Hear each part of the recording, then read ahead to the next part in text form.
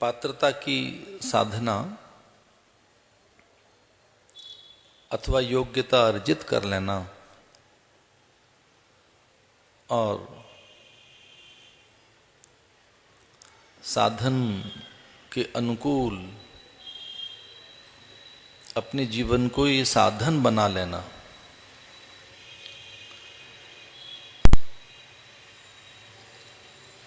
एक स्वयं में साधना है।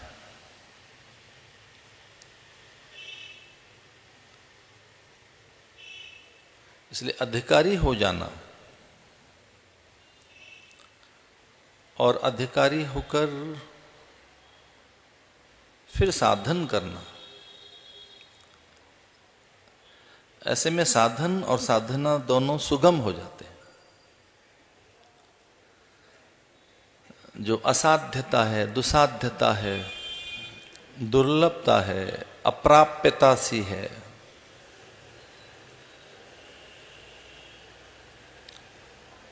जिसमें बड़ी कठिनता दिखाई देती है, फिर वो सरलता सी दिखने लगती है। इसलिए एक पात्रता का विकास कि हम में पात्रता, योग्यता और धीरे से हम में कोई साधना के लिए अधिकारी बने, हमारा जीवन हम अधिकारी बने।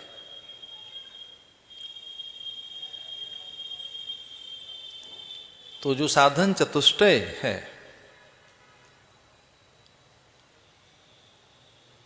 वह गुरु वाक्य या गुरु उपदेश,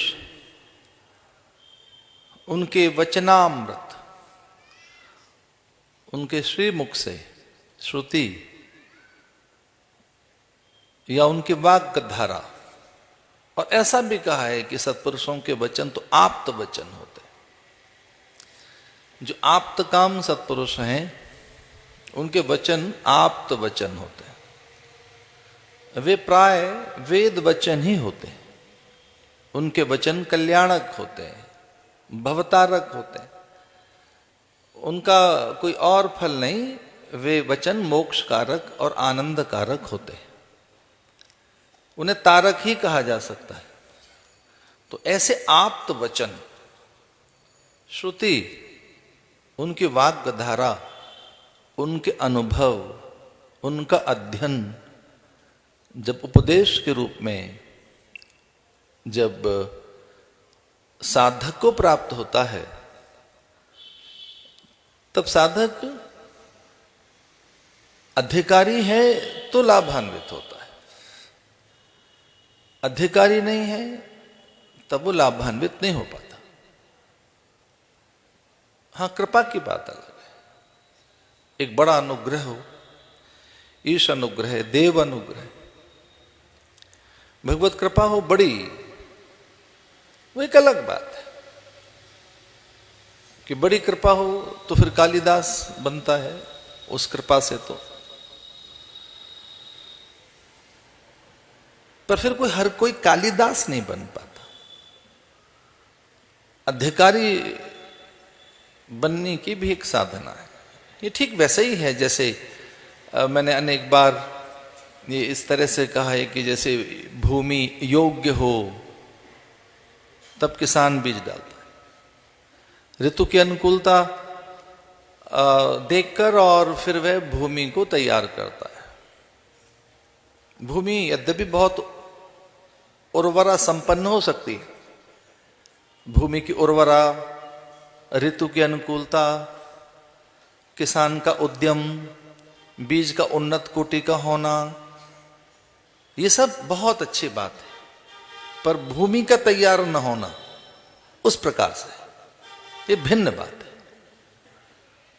एक उत्तम कोटि का बीज हो सकता है, ऋतु की अनुकूलता हो सकती है, धरा में उस प्रकार की नमी, गीलापन और पूरे वातावरण में उस प्रकार की उष्णता, प्रकाश और उस प्रकार की बीज में से उत्पादन पूरा हो सके और वो पूरा अपने को उद्घाटित कर सके, उसके लिए वो सारी चीजें, पर एक भूमि का तैयार होना बड़ी बात है। तो साधक कई बार ऐसा ही है कि अपनी साधना की भूमि तैयार कर रहा होता है। जैसे कुम्हार मिट्टी तैयार करता है, कुम्हार की पात्र बनाने की चिंता अधिक नहीं है, उसकी पहली चिंता या पहला श्रम उद्यम माटी तैयार करना है। जैसे ही मिट्टी तैयार हुई फिर पात्र भी बनने लगेंगे। एक ठीक तरीके के पत्थर का चयन करके लाता है शिल्पी और मूर्तिकार, और फिर घन छेनी हथौड़ा और उसका अनुभव, फिर एक साथ बरस पड़ते हैं पत्थर पे। तो जो छेनी हथौड़ा और वो घन बरस रहे हैं, उसके अध्ययन के साथ फिर धीरे से वो मूर्ति निकलने लगी। कहीं किसी एक बहुत ख्यात नाम अक्षरधाम गुजरात का आरंभ में जब बना, उसके उद्घाटन के लिए आमंत्रित था, तो उसमें कुछ पल के लिए रह सका, और फिर बाद में हम वहां गए कुछ दिनों के बाद। तब वो कुछ देर, पूरा नहीं, अक्षरधाम कहीं कुछ आरंभ से और फिर पूरा कुछ थोड़ा सा ऐसा नहीं देख सके, तो ऐसा लगा पूरा दिखा दिया हो उन्होंने, कुछ थोड़ा और फिर कुछ बीच का सा, फिर अंत का निकलने लगे। और वहां के प्रबंधक स्वामी जी ने संकेत किया कि इसकी ओर दृष्टि डालिए। एक विशालकाय शिला, और उसमें से बहुत निकट जाकर देखा कि कोई शिला में से ही अपने को निकाल रहा है और वो तराश रहा है। बस दो ही हाथ दिख रहे थे, एक छेनी है, एक में हथौड़ा है, और कुछ एक आकृति सी भी धुंधली सी, कि पूरा निकला नहीं है अभी, ये पत्थर ही है, अभी पूरा बनना है। विषय आज का ये है कि हम जैसा चाहें वैसा हो सकते, लेकिन यह ध्यान रहे हमारी नियति पूर्ण होना है। जो हमारी नियति है, जो हमारा धर्म है, जो हमारी यात्रा का चर्म है, वो पूर्णता, वो परमात्मा है, इससे कम नहीं। इसलिए हम अंततः वह होंगे। हमारी जो नियति है वो पूर्णता है, परिपूर्णता। तो अगर हमारे आसपास में अभाव है, दैन्य है, किसी प्रकार की रिक्तता है, तो वो अज्ञान के कारण है, अविचार अविवेक के कारण है, वो साधन के अभाव के कारण है, प्रमाद के कारण है। और चूंकि हम विषयासक्त हैं और पदार्थों में उलझे हैं, उस रसासक्ति कोई सच मानकर, और पदार्थी साचे हैं, अच्छे हैं, उनमें जो अधिक श्रम है हमारा, उस कारण जो हम बड़े प्रमाद में हैं, या बड़े देह अध्यास में हैं, या बड़े प्राण अध्यास में हैं, या हम वस्तुओं के साथ हैं, इस कारण हम अपनी यात्रा में अधूरे हैं। अन्यथा तो मनुष्य होने का अर्थ ही है कि पूरा हो जाना। मनुष्य हो जाने का अर्थ है कि पूरा अधिकार मिल जाना, योग्यता मिल जाना, और इस प्रकार की पात्रता अर्जित कर लेना। फिर भी ऐसा कहा गया कि मुमुक्षु बने, वो महापुरुषों की सन्निधि में जाए और अपने को निकाल ले जो वो है। एक बहुत अच्छा सा है, बोलो, बोकर निकाल लो, अपने को पूरा बनाइए। मुझे आर्य समाजी संत याद आते हैं, उनकी कुछ पुस्तकें मुझे हाथ लगी। उत्तरकाशी में विद्यानंद विदेह उनका नाम था, संयोग से एक बड़े विद्वान थे वो, विद्यानंद विदेह। मैं उत्तरकाशी में था, वो पुस्तकें मेरे हाथ लग गई उनकी। कभी कुछ दिनों के लिए मैं उज्जैली जाता था, और कभी पहाड़ पर कोटेटी, और वो तो क्या थे दिन मेरे उत्तरकाशी के, कि तब मैं मुंडक और मांडक के पढ़ रहा था गोविंद गिरी जी महाराज से, और उनका बड़ा अनुग्रह था मुझ पर। लेकिन प्राय मेरा जाना होता था जहाँ, वहाँ विद्यानंद विदेह जी की पुस्तकें फिर वो मुझे उपलब्ध भी हो गई लगभग सभी। उसमें एक पुस्तक बहुत अच्छी थी, और उसने काफी झकझोरा मुझे, उस पुस्तक ने। उस पुस्तक का एक ही वाक्य था जो बड़ी बात थी उसमें। उसमें लिखा था कि आप अनेकों का भाग्य बना सकते हैं, केवल अपना नहीं। आप अनेकों के भाग्य विधाता हैं। आप न जाने किनके नाथ हैं, इतने सनाथ हैं। आप अनेकों के भाग्य बना सकते हैं, अपना नहीं, न जाने कितनों का। भक्ति में भी कुछ ऐसी बात है, तुमाश्रितान विपन्नराणाम तुमाश्रिता आश्रयताम प्रयांति। कितनी सुंदर बात है ये मंत्र मुझे बहुत अच्छा लगता है। रोगान शेषान पहंस तुष्टा रुष्टा तु कामान सकलान अभिष्टान तुमाश्रितान विपन्नराणाम तुमाश्रिता आश्रयताम प्रयांति। कि जो जिसको कहीं आश्रय नहीं मिल रहा, जो निराश्रित है, भटका है, अभावग्रसित है, पीड़ित है, न जाने किस तरह से मंदभाग और अभागा कहकर और इतने दैन्य में जो जी रहा है, जिसके पास कुछ नहीं है, एक भिक्षुक जैसा कोई है, जब वो तेरे सत्य को, तेरे आश्रय को जान लेता है, जब वो तुझे उपलब्ध हो जाता है, तेरे अनुग्रह को उपलब्ध हो जाता है, जब वो सत्य को उपलब्ध हो जाता है, तुमाश्रितान विपन्नराणाम तुमाश्रिता आश्रयताम प्रयांति, फिर वो न जाने हजारों का आश्रय दाता बन जाता है। जो स्वयं निराश्रित है, जिसे कोई आश्रय नहीं देता, जिसके पास कुछ नहीं है, जो दरिद्र है और जिसके पास कुछ नहीं है, वो पता है क्या हो जाता है? न जाने कितनों का आश्रय दाता। तुमाश्रितान विपन्नराणाम तुमाश्रिता आश्रयताम प्रयांति। अगर वो सत्ता हाथ लग जाए, वो सत्ता, कल की बात थी कि वो विचार से वो सत्ता हाथ आ सकती है। विचार एक साधना है, बड़ी साधना है। इस पर बहुत चर्चा हुई, कई बार हुई। विचार की साधना बड़ी साधना है, सद्विचार की साधना बड़ी साधना है।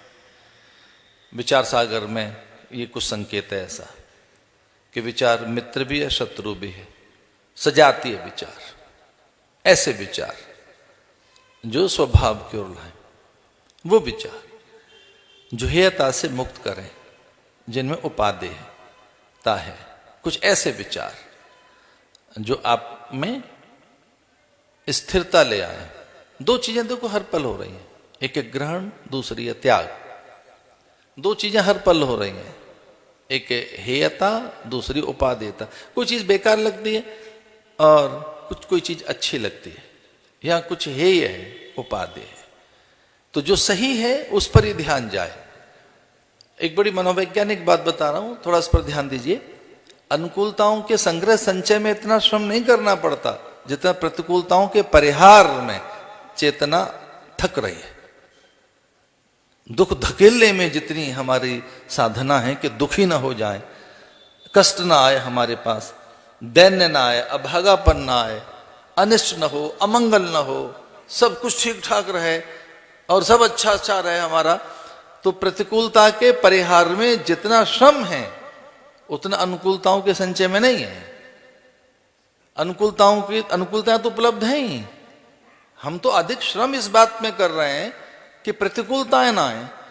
ये अधिक श्रम प्रतिकूलताओं के लिए है कि इतनी इतनी प्रतिकूलताएं, इतनी इतनी विषमताएं, ये इतने कष्ट हैं, इतनी दुविधाएं हैं, ये ऐसा दैन्य है, इतने इतने अभाव हैं, और ये यहां ऐसा है कि वो हमारे कष्ट का कारण है। तो जो अधिक श्रम है वो राग में नहीं है, द्वेष में अधिक है। राग में तो आप जुड़ जाते हैं, द्वेष में श्रम, द्वेष में एनर्जी ज्यादा लगती है। पतंजलि लिखते हैं सुखानुशायी राग दुखानुशायी द्वेष। देखिए जहां अच्छा लगेगा स्वाभाविक रूप से आप जुड़ जाएंगे, वहां राग हो जाएगा, आसक्ति हो जाएगी, क्योंकि वहां से सुख का संकेत है, वहां से सुख का आशय है, सुख का विमर्श है, सुख एक प्रकार से आभासित हो रहा है, वहां कोई आभास है सुख का, तो राग हो गया आपको उन चीजों से, उस दृश्य से, वस्तु से, घटना से, पदार्थ से, उससे राग हो गया आपका। राग होने में, जुड़ जाने में सहजता है, अपने आप जुड़ गए, अच्छी लग रही है चीज। अरे फूल को देखकर आपको क्या कठिनाई हुई, फूल को देखकर जुड़ गए, कोई दृश्य देखकर जुड़ गए, किसी क्योंकि यहां से सुख सम्मान मिलेगा, आदर मिलेगा, प्रीति मिलेगी, उस वस्तु व्यक्ति से, दृश्य से अपनापन हो गया, कोई कठिनाई नहीं। द्वेष में कठिनाई है बड़ी, वहां ऊर्जा का स्खलन कितना जब द्वेष है, जब अपेक्षाएं हैं आपकी, तो बहुत अधिक तो हमारा देखा जाए जो दुख का पुलंदा है वो अपेक्षाओं के कारण है कि हमने अति अपेक्षाएं लगा रखी। और ये ध्यान रहे, इस जगत का एक सच है, जब राग होगा तो उसका परिणाम द्वेष है। क्योंकि यहाँ के जितने भी पदार्थ हैं वो पहले तो राग होता है उनसे, वो सुख के संकेत देते हैं, परिणाम में उनमें दुख छुपा है, फिर उनसे द्वेष हो जाता है। तो पहले तो राग हो जाएगा, फिर उनसे द्वेष हो जाता है।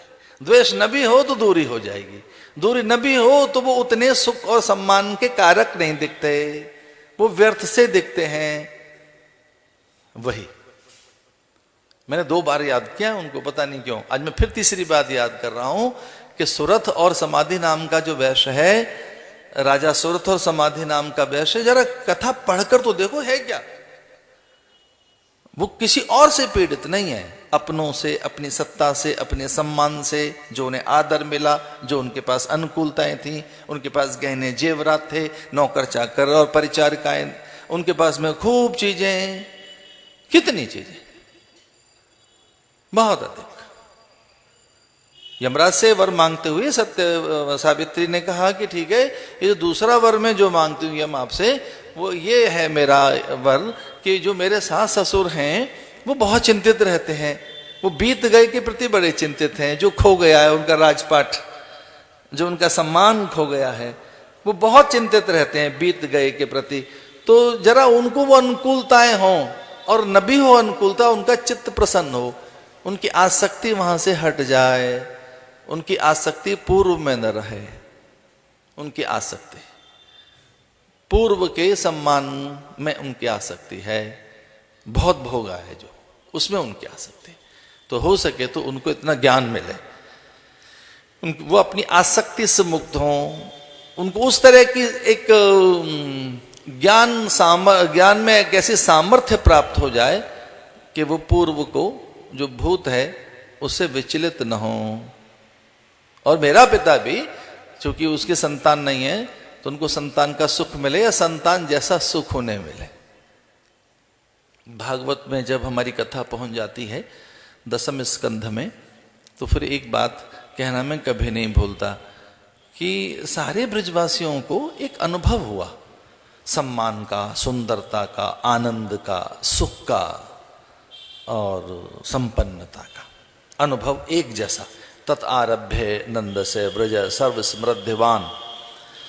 भागवत में आता है, सुखदेव मुनि कहते हैं, हे राजन, कि सारे ब्रजवासी एक चर्चा करते हैं कि कल तक तो हम बड़े दरिद्र थे, कल तक तो हमारे पास अभाव थे, दुख था, कल तक तो बड़ी कमी थी, कल तक हम एक दूसरे से लड़ते भी थे। जो कल का अनुभव था, बीत गए कल का, वो तो कुछ और है।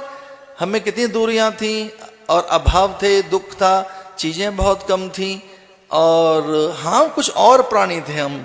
लेकिन ये हुआ क्या है कि अब समृद्धि आ गई है, स्वास्थ्य आ गया है, सुंदरता आ गई है, हम अचानक कितने संपन्न हो गए हैं। ये हो क्या गया है? इतनी संपन्नता कहां से आ गई? इतने संपन्न हम कैसे हो सकते हैं? एक रात में ही हम संपन्न हो गए, इतने समृद्ध हो गए, अब हम स्वस्थ हैं, अब हम सुखी हैं, अब हम निश्चिंत हो गए, और हाँ महान भी। हम इतने महान कैसे हो गए? पहले तो हम सामान्य प्राणी थे, और अब तो भगवदीय अनुभव होता है कि जैसे हम भगवान के अंश हों, हम खुद ही भगवान हो। हमारे घर द्वार तीर्थ जैसे लगते हैं। हमारा तो घर घर था, कल तक तो घर और उसकी देहरी, केवल घर और उसकी देहरी थी, लेकिन आज मेरा घर धाम जैसा लगता है। मेरा घर का द्वार लगता है धाम का द्वार है, वो पुरी है, या उस जैसा तीर्थत्व और कहीं नहीं। ये हुआ क्या? तत् आरभ्य नंद से ब्रज सर्व समृद्धिवान। ठाकुर क्या आया? ठाकुर माने भगवान क्या चिंतन में आए कि चीजें पवित्र हो गई। एक बार मैं कहीं उपासना में किसी संत के पास बैठा था, काफी पुरानी बात है, बात ये भी उत्तरकाशी की है। वो द्वार की पूजा करते थे, दहलीज की पूजा करते थे, ध्वजा को प्रणाम करते थे, दूर से शिखर को देखकर वो शीश झुकाते। जब मैं उजैली की तरफ से बढ़ता और उनके साथ चलता, तो वो वहां भगवान विश्वनाथ के की ध्वजा देखकर और वो झुकने लगते थे और उनके भाव बदलने लगते थे, उसके कोट कंगूरे देखकर, कलश देखकर। और आंगन में आते तो कुछ और हो जाते, अभी भगवान से मिले नहीं, अभी उन्होंने जल नहीं चढ़ाया है, भगवान के आंगन में आते उनका कैरेक्टर बदल जाता। और द्वार पर, दक्षिण द्वार पर, वाम द्वार के दक्षिण भाग में, वाम भाग में, दहलीज पे और रज लगाते हुए अंदर जा रहे हैं, भगवान के पास जा रहे हैं। गर्भगृह में पहुंचकर भगवान के निकट आकर तो बात ही कुछ और हो जाती। फिर उन्होंने एक दिन मुझे बताया कि भगवान को गर्भगृह में ही मिलना है, इससे पहले का भी एक उपचार है कि ध्वजा देखो, कलश देखिए, गुम्मत देखिए, भगवान का जगमोहन देखो, द्वार पर प्रणाम कीजिए, वहाँ जय विजय है, नंदी को प्रणाम कीजिए, श्रृंगी भृंगी को, और गणेश आदि, कार्तिकेय, इन सब का वंदन करते हुए फिर शिव से मिलेंगे। बोले मानसिकता बनाइए, पहले विचार ऐसे बदलिए, विचार इस तरह से बदलिए, विचार आपके भगवदीय बने। अब आप उपासक हैं तो कहते हैं कि देखिए हमारे बीच में चिंतन कैसा आ गया, हमने भगवान का चिंतन क्या किया है कि हम ऐसे हो गए। थोड़ी देर के लिए और एक बात कहूं जो मुझे बहुत अच्छी लगी, कि वो दूसरे के आनंद का कारण है या दूसरे के यश का कारण है, इसलिए वो यशोदा और नंद है। ये बात बहुत अच्छी लगी मुझे कि वो यश का कारण है, अपने आसपास की सब चीजों में दूसरों को यश दो, ये भक्ति है। कोई मुझसे पूछे भक्ति बताइए स्वामी जी, भक्ति क्या होती है? तो भक्ति का अर्थ है कि जो अपने आसपास जो भी सुंदर है, शोभित है, सज्जित है, वंदनीय है, महनीय है, आदरणीय है, मूल्यवान है, अलौकिक है, उसमें विस्मय है, कोई बड़ी विभूति है, विद्या है, वाक सौंदर्य है, वाग्मिता है, वैदुष्य है, सुंदरता है, कुछ भी अच्छा है, हमारा नहीं है, ये प्रसाद है, ये उनका है, उनके कारण है। यशदा, दूसरों को यश दीजिए। आदमी इतना कंजूस है, अपनी तरक्की में दूसरे को भागीदार मानता ही नहीं, अपनी उन्नति में वो दूसरे को भागीदार नहीं मानता। कहता है सब मेरा है, ये मेरा श्रम है, मेरी साधना है, मेरी योग्यता है, ये सब मेरा है, मैंने किया है। और वेदांत पढ़ लिखने के बाद तो आदमी कुछ और ही कहता है कि मेरा प्रारब्ध है, दूसरे का तो मानने को भी तैयार नहीं। ये तो बहुत अच्छी बात है भैया, प्रारब्ध है, पर मैंने थोड़ा फ्लेक्सिबिलिटी रखी है, मैंने प्रारब्ध को भी प्रसाद माना है। इसमें भी कर्तापन का अभिमान कई बार झलकता है कि अच्छा इतना सत्कर्म किए हमने, ऐसे पुण्य कर्म किए, हमारी ऐसी कोई साधना रही है कि उसका परिणाम ये कि भगवान के आंगन में बैठकर और मैं प्रवचन कर रहा हूं तो बड़े ही काम किए होंगे, फिर तो बड़ा ही कुछ हुआ होगा, इतना कुछ हुआ है कि उसका ये परिणाम है। नहीं नहीं, यशदा। तो विचारों को इस तरह से बदलिए, उनमें थोड़ी फ्लेक्सिबिलिटी लाओ, लचीलापन लाओ, उनमें थोड़ा सा आदर लाइए, भक्ति लाइए, विनम्रता लाइए। तो वो कहते हैं कि देखो ये सब जो कुछ आनंद है दूसरों के कारण है। तो मैं जो बहुत कल वेदांत में चला गया था, कई दिन से वेदांत में था, तो मुझे आज लगा कि थोड़ा विचारों में भक्ति लेकर आए। वो कई दिन से मैं वेदांत की गंगा में डुबकी लगा रहा था, तो देखिए थोड़ा ऐसे बदलें विचारों को, भक्ति लाइए, विनम्रता लाइए। जो आपकी चीजें हैं वो शोभित होने लगेंगी, उन्हें आदर दीजिए अपनी चीजों को, वो फिर आदरणीय बनने लगी। उनके द्वार, अपने द्वार पूज रहे हैं वो, उन्हें लग रहा है कि ये द्वार हमारा नहीं है, ये कृष्ण का द्वार है। और कई तो गोपियां इतनी बावरी हो गई, वो अपने घर में ही रहती हैं, अपना ही घर है, वहीं रहती हैं, वहीं दधि मंथन करती हैं, और फिर वो अपनी सास से या अपनी जेठानी देवरानी से या अपनी सखी से कहती हैं कि अब बहुत हो गया, नंद भवन से चलो, घर चलें, बहुत हो गया पूरी। अब देखिए ये दिन बीत गया, सांझ आ रही है, रैन सामने है, अब ये रात भी ही बीत जाएगी हमारी, हमको रात भी ही बितानी होगी, अपने घर चलें। तो फिर वो थोड़ा समझती हैं और सब होश आता है उनको, और वो एक दूसरे से कहने लगे ना ये तो अपना ही घर है। तो कुछ थोड़ी देर के लिए घर दिखता है अपना, कुछ थोड़ी देर के लिए, बाकी तो अपना ही घर उन्हें नंद भवन लगता था। इतना भगवान में रम जाने के बाद अपनी चीजें सब उनकी लगने लगे। जैसे एक दिन मैंने कहा कि जल, फल, फूल, हर चीज भक्तिमय की बात है। तो जो विचार हैं उन्हें थोड़े भक्ति परक बनाइए, आओ विषय पर आते हैं। बड़ा सुंदर विषय ये है कि हम निर्माण करें, खुद का निर्माण करें, खुद का। वैसे तो जो प्राप्य है वही प्राप्त होना है, कोई दूसरी चीज निकल कर नहीं आएगी, जो है वही आप उपलब्ध होंगे।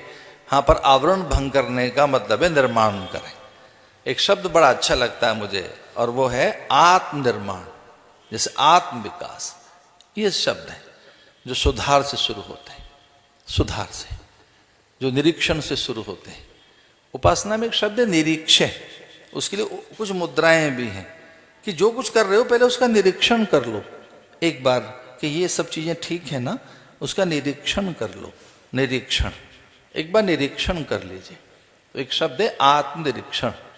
बीच बीच में आत्मनिरीक्षण करते रहा करो, बीच बीच में, कि आप ठीक कर रहे हैं ना, आपके विचार ठीक हैं, आपकी भावनाएं ठीक हैं, आपकी ठीक मानसिकता है, आप ठीक चल रहे हैं, जो करना चाहिए वही हो रहा है, दिन ठीक रास्ते पे जा रहा है, हम कहीं राह भटक तो नहीं गए, चिंतन विचारधारा ठीक है, जो विचार इस समय चल रहे हैं ठीक है, नहीं है तो उन्हें बदल दीजिए प्रतिपक्ष की भावना से, उन्हें धकेल कर दूसरे लाइए, अच्छे विचार लाइए, एक बड़ा संकल्प करके एक बड़ा निर्माण कीजिए, उसको कहेंगे निरीक्षण। निरीक्षण कीजिए, एक चीज फिर आपके सामने खड़ी होगी। और एक भारत के बड़े मनोवैज्ञानिक, भारत का बड़ा दार्शनिक स्वामी खंडानंद सरस्वती जी लिखते हैं कि आत्मनिरीक्षण का एक परिणाम है, और वो एक बाध्यता हो जाती है सुधार की। तो सुधार की आप में एक बाध्यता पैदा हो जाएगी, आप बाध्य हो जाएंगे, आपको लगेगा कि नहीं, अब नहीं, हम ऐसा नहीं जी सकते। निरीक्षण के बाद में आप में अपने को बदलने की एक बाध्यता पैदा हो, इस ढंग का निरीक्षण करें कि आप में आत्म सुधार की भावना बलवती हो, आप में परिवर्तन की आग अथवा रूपांतरण की कामना प्रचंड हो जाए कि ये सब नहीं होगा, इस तरह से नहीं जी सकते, इतनी आलसी, इतने निठल्ले, इतने सस्ते, इतना छोटा मेरा मन नहीं हो सकता, मैं इतना कृपण नहीं हो सकता, ना ना ना, मुझे तो उदार होना है, मुझे पवित्र होना है, मैं इतना ऐन्द्रिक धरातल पर नहीं रह सकता, मैं इतना वस्तुओं की आसक्ति और पदार्थों की प्रियता में मैं उलझ नहीं सकता। तो जब आप में निरीक्षण पैदा होगा तो ध्यान रखना, सुधार की भावना बलवती हो जाएगी और आप बदलने के लिए बाध्य हो जाएंगे, अपने आप को बदलने के लिए। इसलिए मैं फिर से कह रहा हूं कि मुझे वो साधना मान्य नहीं जो भोर और सायं में होती है दीप जलाने के समय। अरे वो तो भैया नित्य नैमित्तिक पूजा है, वो तो आपकी संध्या आरती है, उसमें साधना थोड़ी होगी। साधना तो दिन भर का नाम है, पूरे आपका जो कुछ आप में दिन भर हो रहा है उसी का नाम तो साधना है। आप साधना को कुछ देर तक के लिए मत समेट के रखो। तो कहते हैं निरीक्षण के बाद आप में किसकी बाध्यता पैदा हो गई? सुधरने की। बहुत पुरानी बात है, महाराज जी को निमंत्रण आया था शिमला का, और उनको प्रवचन के लिए जाना था शिमला, और वहाँ उन्होंने मना कर दिया कि आप चले जाइए। तो प्राय ऐसा बहुत नहीं हुआ है, ऐसा कभी नहीं होता था कि मैं जाऊं, पर प्राय तो वही जाते थे। मैं महाराज जी के पास आया हुआ था भारत माता मंदिर, कहीं प्रवास करके, और संयोग से मेरा तो संन्यास तब हुआ जब बहुत एक दुनिया भर का खेल प्रारब्ध का मेरा हो चुका था, एक दुनिया भर का। तो वो स्वामी जी के चरणों में प्रीति तब हुई। तो वो एक दिन कोई आए हुआ थे शिमला से निमंत्रण के लिए, महाराज ने कहा आप चले जाइए। तो मैं वहाँ चला गया, उनका आदेश मानकर शिमला चला गया। पहला दिन वहाँ सांझ को एक वृद्ध व्यक्ति आ गए और वो कहने लगे आपको सैर करा देते हैं, चलिए हमारे साथ में। बड़े अध्ययनशील व्यक्ति थे, और कुछ महाराज के अनुभव बताइए, अपने अनुभव बताइए, कुछ और कीजिए। तो अब बड़ी तीखी पहाड़ी थी वो, हनुमान जी वाली पहाड़ी, वो जाखू बाखू पता नहीं क्या है, उस पहाड़ी पे मुझे लगे, बड़ी तीखी पहाड़ी। और उनको इस बात का पता नहीं था कि मुझे पहाड़ का काफी अभ्यास है चढ़ने का, मैं तो पहाड़ पे से उतर कर आया था। तो वो मुझसे कहने लगे कि आपको पहाड़ पे चढ़ने का अभ्यास है क्या? जिस ढंग से मैं तेजी से चल रहा हूं आपका अभ्यास है क्या?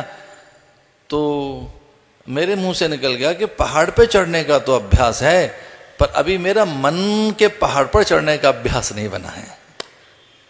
मेरे मुंह से ऐसा निकल गया, ये अभी तो मन इतना बड़ा पहाड़ है तो इस पे नहीं चढ़ पा रहा हूं मैं, अभी पूरा मैं समझ नहीं पाया, इतनी पहाड़ियां हैं, इतना ऊंचा लगता है। और रुक गए, वो ठहर गए, वहीं बिठाया उन्होंने मुझे। और क्या संवाद मेरे साथ हुए उनके। उसी समय उसने एक सुंदर सी बात कही।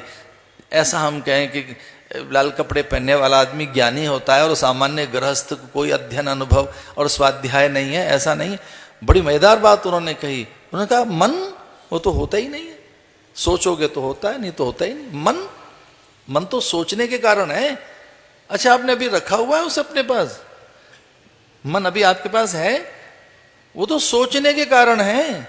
आपने अपने पास रखा हुआ है, वैसी कोई चीज है ही नहीं। ज्ञान में मन नहीं रहता है, विचार में मन नहीं रहता। विचार से उसकी एक एक परत उतार कर बाहर उतारा जा सकता है, उतारा जाता है। मन तो कभी रहता ही नहीं। मन कोई चीज नहीं है। मन को तो उसकी एक एक परत उतारी जाए ज्ञान से तो रहता ही नहीं। बुद्धि कोई चीज नहीं होती, चित्त कुछ नहीं होता है, वो तो वृत्तियों का पुलंदा है। और वो अपने में जागरण हो तो मन बुद्धि कहीं नहीं रहते। मैं रोज शाम को सैर करने जाता था। खैर वो मेरा बड़ा आदर करते थे, मैं भी उनका बहुत आदर करता था। अच्छे अभ्यासी व्यक्ति थे। पर बात बड़ी कांटे की उसने कही। उसने कहा पकड़ के रखा है शत्रु को, इसलिए शत्रु है, पकड़ के रखा हुआ है। सस्ती चीज पकड़ने की आदत है, महंगी चीज पकड़ने की आदत नहीं है। तो मन जो है वो सस्ती चीजें और जो जिनका अभ्यस्त है ऐसी वैसी चीजें जिनमें रमण करता है, तो मन के पास में स्वस्थ विचार इसलिए नहीं आते कि सस्ते, वो उतना कठिन और उतना श्रेष्ठ और उतना महान सोचने का अभ्यास ही नहीं है, सस्ती चीजें पकड़ता है। मन आपके कहने पर है, ये तो मन का है। कुंभ में 2007 की घटना याद आती है मुझे। 2007 के कुंभ में, अर्ध कुंभ में हम प्रयाग में थे। एक महात्मा आते हैं कभी कभी, बड़े अच्छे महात्मा आते हैं।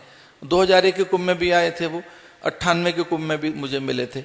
लेकिन 2001 के कुंभ में तो एक ही बार आए, पर 2007 के कुंभ में 3-4 दिन लगातार आए।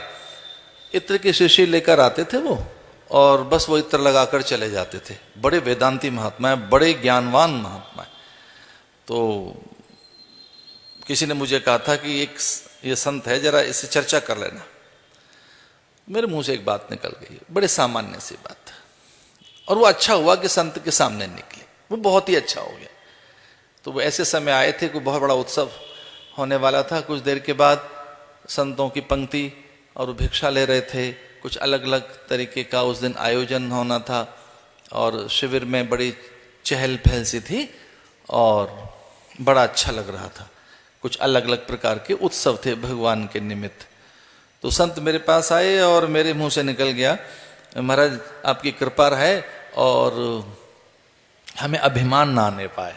मेरे मुंह से निकल गया, महाराज आपकी बड़ी कृपा रहे और मुझे अभिमान ना आने पाए। मैंने तो ये तो नहीं कहा, मैंने कहा हमें अभिमान ना आने पाए। तो बस निकलने वाले ही थे कि ठिठक कर खड़े हो गए। बोले वो अपना मान रखा है इसलिए अभिमान भी आएगा। ये अपना मान रखा है ना, इसलिए अभिमान भी आएगा। ये इसलिए मान रखा है कि मैं कर रहा हूं, हम कर रहे हैं, हमारे द्वारा हो रहा है, तो उसका परिणाम तो साथ ही आएगा। जुड़े हुए हैं आप तो उसका परिणाम भी साथ रहेगा। अभिमान, उसे याद कर रहे हो तो आएगा। ये याद ही क्यों आया आपको अभिमान? ये अभिमान इसलिए याद आया कि कर्तापन का भान है आपको, और जिन्हें कर्तापन का भान रहता है, अभिमान तो उनके आसपास परिक्रमा करता रहता है। जो कर्तापन का भान है उसी में अभिमान है। ये जो हो रहा है होते हुए अनुभव करो, होते हुए के साक्षी बनो। जो हो रहा है उसके हिस्से बनिए, और ये अपने से हो रहा है, ये कोई और उद्यम है, कहीं से हो रहा है। आप कल्पना भी नहीं कर सकते। ये कुंभ में कोई ऐसी चर्चा भी करने से मेरे पास महात्मा आ सकता है, पर आते 2-1 बार ही हैं वो। 2-1 बार वो इत्र वित्र सा लगाएंगे और बस हल्की फुल्की बातें मुझसे कर लेंगे। मैं जरा गंभीर होकर कुछ पूछता हूं उनसे। पर हाँ, 2007 के कुंभ की घटना वो मुझे याद आई कि मैंने उनसे कहा कि महाराज बहुत अच्छा हुआ आपके चरण पड़े, और बड़ी चहल पहल थी उस दिन शिविर में। तो मेरे मुंह से निकल गया कि महाराज हमको आपकी कृपा से, आपकी कृपा हो, हमें अभिमान ना आने पाए। उन्होंने कहा वो तो आसपास ही रहता है, वो आपसे थोड़ी दूर जाएगा, उसको पकड़ के रखा आपने, क्योंकि कर्तापन का अभिमान है, हम कर रहे हैं, हमारे द्वारा हो रहा है, बड़ा श्रेष्ठ हो रहा है, उसमें स्पर्धा सी भी है, ये कोई हो रहा है, उसके साक्षी बनो। तो कभी कभी इस तरह से विचार संत दे जाते हैं, इस तरह से कभी कभी विचार दे जाते हैं। और उसके बाद का तो परिणाम में कुछ और था, उसके परिणाम फिर बड़े आनंदकारक थे। मेरा निवेदन ये है कि विचारों को थोड़ा सा गति दीजिए, उन्हें सही बनाइए, और फिर आप पाएंगे कि आप में पात्रता का विकास होने लगा है। आप पाएंगे कि फिर आप अधिकारी बनने लगे। एक बड़ी श्रेष्ठता का जो अभिमान है, वैसे तो वो मां है, पर ग्रंथ कुछ ऐसा ही लिखता है कि वो कथा से बाध्य करता उनको। फर्क इतना है सती में और शिव में। तो वो कुंभज ऋषि के यहाँ अगस्त के आंगन में कोई बड़ी चीज हो रही है और उनमें श्रेष्ठता का अभिमान है, इसलिए वो विचार से वंचित रहे, उन्हें वो विचार नहीं मिल पाया। नींद का भी जो आना है कि कथा में नींद आ गई और बड़ी किसी चीज से वो वंचित हो गई, और कोई अधिकारी उसे प्राप्त कर लेता है, सुख उसे प्राप्त कर लेता है। वो इसीलिए था कि अधिकारी नहीं बन पाया मन, अधिकारी नहीं बन पाया। तो अधिकार अपनी पात्रता का विकास करे, इसे साधन चतुष्टय सिद्धि में आप अधिकारी बनते हैं। फिर गुरु मुख से, संत के मुख से ग्रंथ की बात आपको घर करने लगती है, और फिर वो प्रकट भी होने लगेगी, वो ज्ञान का कारण भी बनने लगेगी, वो समाधान कारक भी होगी। इसमें हाँ श्रद्धा तो आवश्यक है, और वो साधन चतुष्टय में तो श्रद्धा है ही, बिना श्रद्धा के तो साधन चतुष्टय सिद्ध ही नहीं होगा। फिर वो हर चीज अच्छी लगने लगेगी। फिर आप पाएंगे कि आप थोड़े बदल गए, जैसा कि मैंने परसों कहा था कि थोड़े से आप में भिन्न दृष्टिकोण पैदा हो जाएंगे, कुछ अलग से सोचने लगेंगे। एक विचार मुझे बहुत अच्छा लगा था कि आओ ऐसा पाल ताने कि आंधी ऊर्जा बने। फिर वो जो आंधी सी है, जो प्रतिकूलता है, जो विषमता है, वही ऊर्जा बनने लगेगी, वहीं से मार्ग निकलने लगेगा। वही चीज फिर आपके लिए असंबल बन जाएगी। जिन्हें प्रतिकूलताएं कह रहे हैं, जिन्हें बेकार की चीज कह रहे हैं, जो ही ऐसा है, जो परिहार के लिए अधिक श्रम करा रहा है, परे धकेल रहा है, इनको चीजें ये हमारे पास ना आए, तब आप पाएंगे कि चीजें कुछ बदल गई। तो ऐसे कुछ विचार मेरे मन में आजकल आ रहे हैं। जैसे मैंने कल कहा कि कांटा कांटे से ही निकलता है, वैसे अच्छे शुभ विचार शुभ संकल्प से ही बदला जा सकता है। ये 3 चीजें ऐसी हैं जिनसे सब कुछ बदला जा सकता है, और वो आपको प्राप्त है। वो विचार या चिंतन की स्वतंत्रता है, वो कर्म की स्वतंत्रता है, किसी को प्राप्त नहीं। जितने प्राणी हैं इस धरती पर, उन्हें इस प्रकार की अभिव्यक्ति प्राप्त नहीं है जो मनुष्य को है। जितने अन्य प्राणी हैं वो इस प्रकार से चिंतन नहीं कर सकते। अन्य जितने प्राणी हैं वो इस ढंग से कर्म नहीं कर सकते, वो भोग में बंधे हुए हैं, वो बहुत तरीके की और बंधन में बंधे हैं। उनकी वो संभावनाएं नहीं है जो मनुष्य के पास है। मनुष्य के पास तो जन्म से ही ईश्वर को पाने की योग्यता है। जैसे जन्म हुआ वैसे ही वो ईश्वर को प्राप्त कर सके, वो पात्रता है।